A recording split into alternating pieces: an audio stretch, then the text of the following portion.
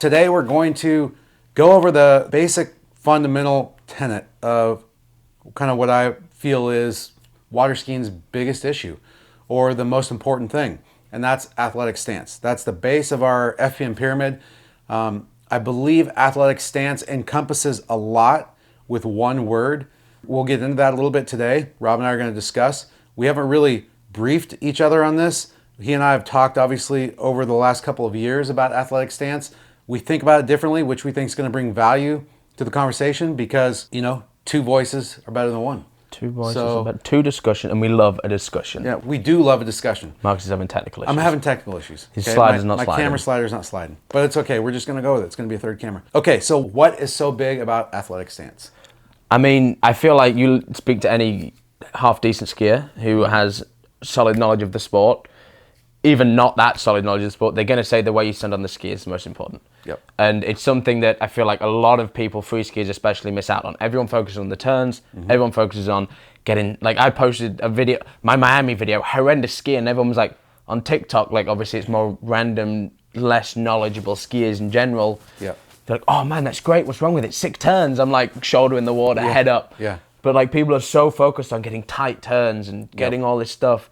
And then they realize that when they go to a course, actually the turns don't really matter.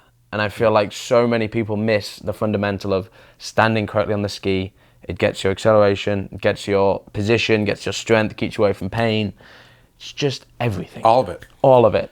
So when we say athletic stance, it's a very basic term, very common term, but we know, and we should mention, the athletic stance we want on a slalom ski is very different than an athletic stance you'd have on like a soccer field, or you know, if you're playing baseball in America, or if you're doing anything else. Basically, there's really no other place that I know of, other sports, where the athletic stance required is a stance where your hips are an extension. And what we mean by that is your hips, your butt isn't dropping back. There's no kink at your hips, but you're balanced still. Your core's engaged, your glutes are kind of firing, your knees are pressed forward a little bit. You're standing over your front foot, basically. I feel like a good way, it's worked in my head and it works in others, is in every other sport, the smaller you get, the faster you go. Like snow skiing, you get into a tuck and you go quicker. Running, you kind of get more lean angle, you go more forwards and you crunch, and I know you meant, but you go faster, right? And I feel like the hardest thing about slalom for 99% of people, me included, is you want to go, you want to crunch, you want to, like you say, go towards that non-athletic stance in this sport and try pull yourself closer. So from your perspective, what's wrong with that? What happens? What does it do?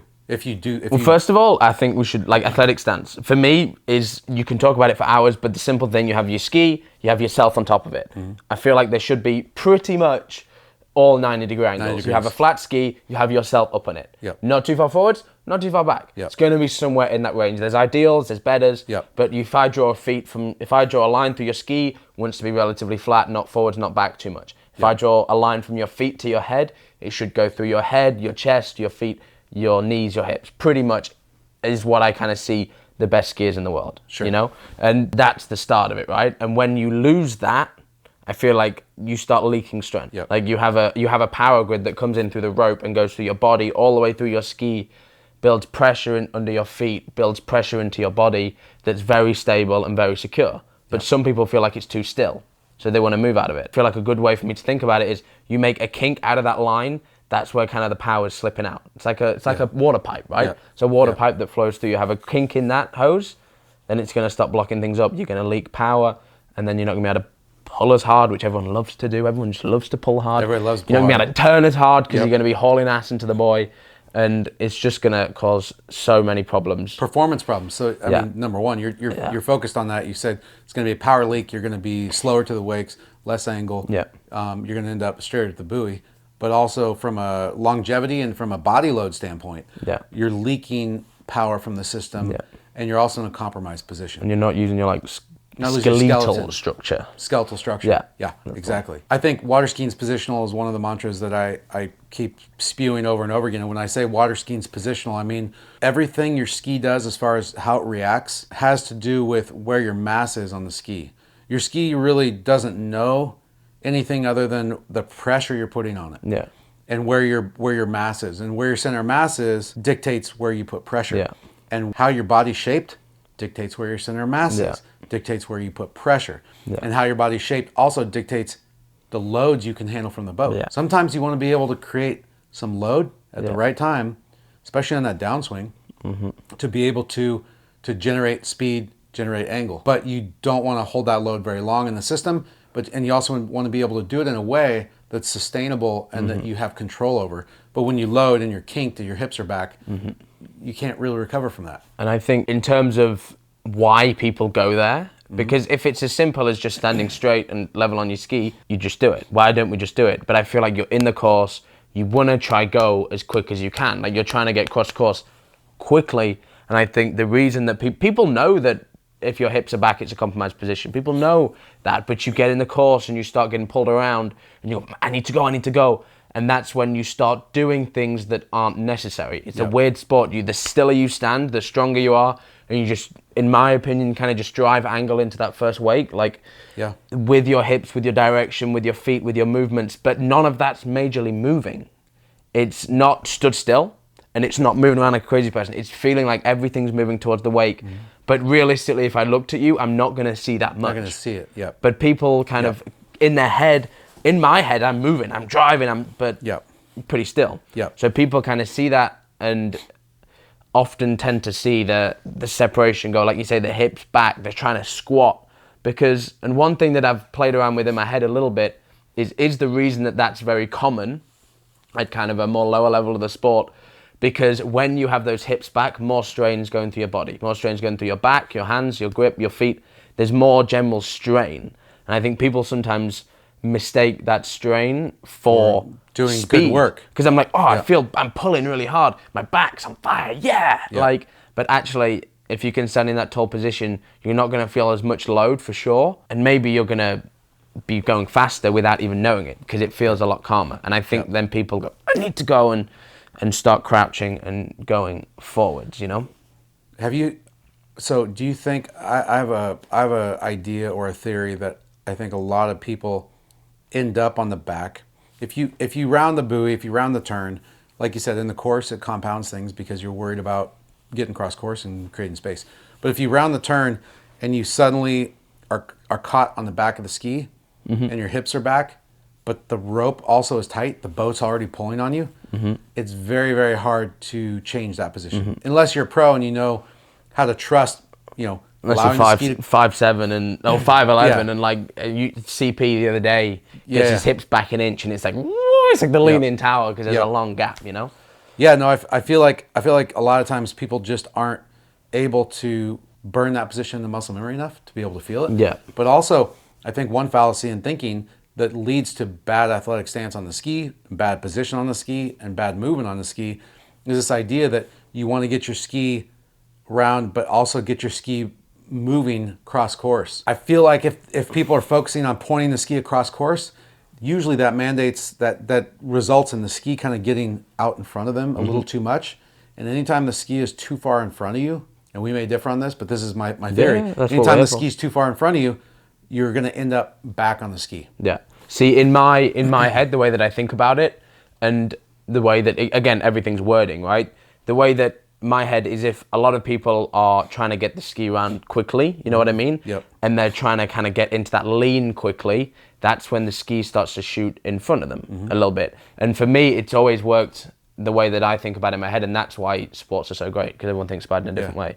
I like to feel like I'm bringing the ski round to the finish of the turn, but you have to stay on top of it. That's like the rule, right? If that ski's getting cast out in front of you, and that's where these discussions, the YouTube videos, all the stuff that you watch online, you've said that set of wording. We're both trying to say the same thing. We're both trying to get angle essentially whilst being on the middle of your ski and build it towards the wake. But if you're trying it, say my way, where I want to try think about bringing the hips round, getting the feet round sharply, and then kind of being able to stand there and move towards the wake and build pressure, and you keep shutting the ski out in front of you, then this isn't the wording for you. Yeah. If you feel like it's the other side of things, then that's the whole point of coaching. That's why we need to see different things and not take one coach's opinion, not take one person's opinion. Exactly. Not mine. Ignore half the things I say, because most of it won't be relevant to you. If you're stood there really well in an athletic stance, then you don't need to, obviously it always needs working on, but bad example probably, but not everything is always dictated at you, you know, and I think that's the really cool thing about the sport. I think figuring it out.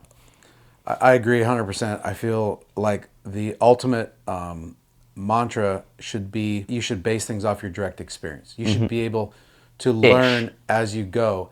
And because there's been some experiences that you hear of people. But concurrently, in the background, you should also be, if you care, if you're passionate enough. Yeah. If you're listening to this, you're probably passionate enough. You should be concurrently building in the background a cleaner, simpler, better understanding of how things work. 100%. And if you can do that off the water and then test, hypothesize, and like experiment on the water with friends, discussing back and forth, watching videos, you start developing a tool set that you can use and aim at your own skiing, that then you find what works for you and you find what doesn't work for you. Yeah. And pretty soon you start moving in a cleaner, simpler direction towards your goals. And I think, again, circling back to athletic stance, I was going to say, we've gone down a rabbit hole. That is going to happen a little bit. Athletic stance, we're always going to go down a rabbit hole. That's what this is all about. Athletic stance is the most foundational element of skiing. The reason it's so big is because the way that you move from side to side is under the power of the pressure through your feet. Yeah. And the load through the rope a little bit. But mostly it's the pressure through your feet. Yeah. If you can't stand properly on your ski to dictate where that pressure is, you more up course than pushing you to center line. Yeah, and that pressure that builds up in your body goes through that chain there's going to be some leaks, but with as little leaks as possible. Yes. It's going to get you going across course quickly. It's going to get you early, and it's going to take a ton of pressure off your body. Yeah, because the biggest, I think, two biggest, back pain. It's going to reduce that back pain massively, especially lower. It's going to reduce the pressure on your hips and all that back, and it's just going to be better in general for your skiing. Can I play devil's advocate though? Because I think people forget that you still have to work. Yes. So I think when we say efficiency, folks sometimes feel like that means if they feel like they're working, they're doing it wrong. Yeah. That's not what we're saying. You actually do need to feel load, do need to feel dynamic, you do need to feel pressure building, but if you're more efficient in how you stand, the outcomes are gonna be a lot better. It's a whole nother podcast, but I think that's one of the reasons why I think back-to-backs are way overdone. I think people, very important, but I think people become, their focus is efficiency and rhythm and feeling this nice, pretty rhythm that you get. The reason I can say it is because I tried to do it a lot last winter and never really, I got to 39 and everything was the same. I'm like, oh man, my head's on fire. And they are important, don't take that, and efficiency is incredibly important, but it's not a relaxed sport. It's not the kind of sport where it's going to feel like There's no drilling. There's no drilling, but it's more like in your head, you can run a pass and sometimes it's going to be very smooth from the look of it. It's going to be perfect, exactly what we're looking for compared to what maybe you were doing in the past. And for you, it's going to feel like horrible. It's going to feel like you're fighting everything all the time. It's going to feel like everything's wrong, you're unbalanced. But that's why one video is very important. And it's kind of feeling your intuition. Use the people in the boat if you have one. Say, hey, do I look more stacked that pass? GiveGo. Use GiveGo. Shoot us some coaching. And videos. No big deal. That's the biggest thing for me. Like you say, I think that's a great thing to bring up. Efficiency is good, but don't think you just have to not work. Yeah. Actionables. How are people going to take what we've talked about today and use it in their skiing? What's one or two keys that you use, even though it's winter for most people, still they're going to be thinking about skiing. What's one or two keys that you use to try to get better balanced and better stacked under ski, better in a better position? My favorite for 90%, because yes, people are forwards and backwards, but I would say the biggest problem of the athletic stance is the squat. It's the squat. Yes, forwards and backwards is incredibly important. So my favorite one is coming from the legs and not through the turn. We're not really extending through the turn or extending through the back of the turn, but as the pull comes on, I really like to think about someone's dragging your head and trying to pull you as tall as you can. So pushing with those legs, really trying to, again, this can be taken too far. It may not work for you, but situation specific.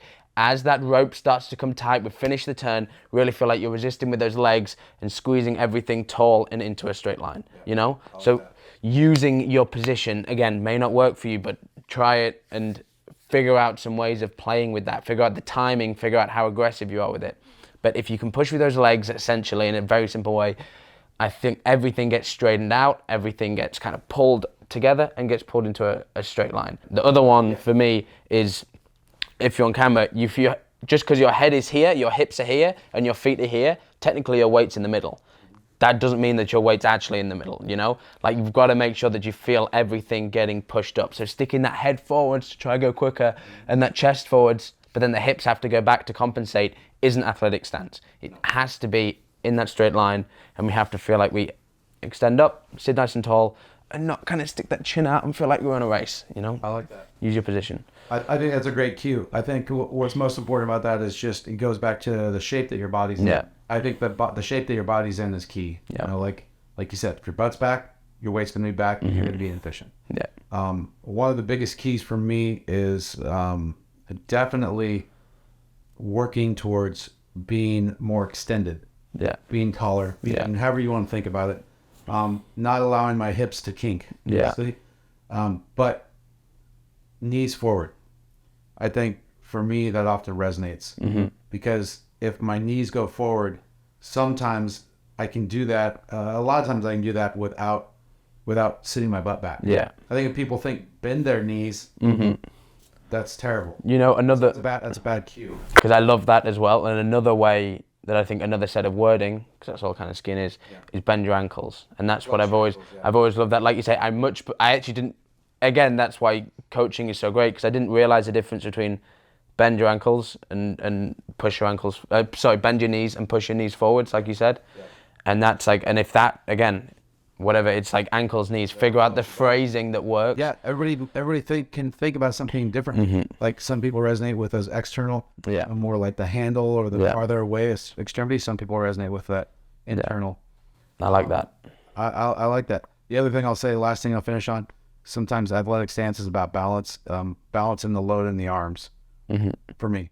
Yeah, not getting too. I know we'll get into that later. Oh yeah, but I do. That'll be a fun one. I do think that's a good actionable, is just trying to even out the load in the arms. Yeah, a little bit more.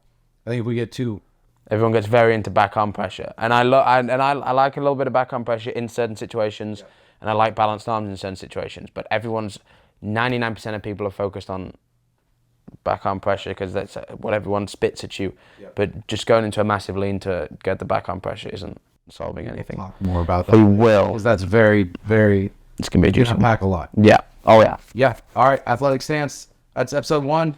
Thanks for joining us. Hey, we got some stuff. Did you see this? We got new shirts. If you want to support the podcast, check it out. Go to fullpointmethod.com. We have new shirts in the store. We got new hats, old hats. We got all the stuff. And new logo. Check this out. Look fresh at your next tournament. That's the front, not too bad. That's the back, and we got different colors. So, thanks again for supporting us. Leave a comment, subscribe. Send us a DM. Any questions? Let us know what you want to hear next, okay? And we'll try to cover those topics. I like it. Thanks for watching or listening. See ya. Bye.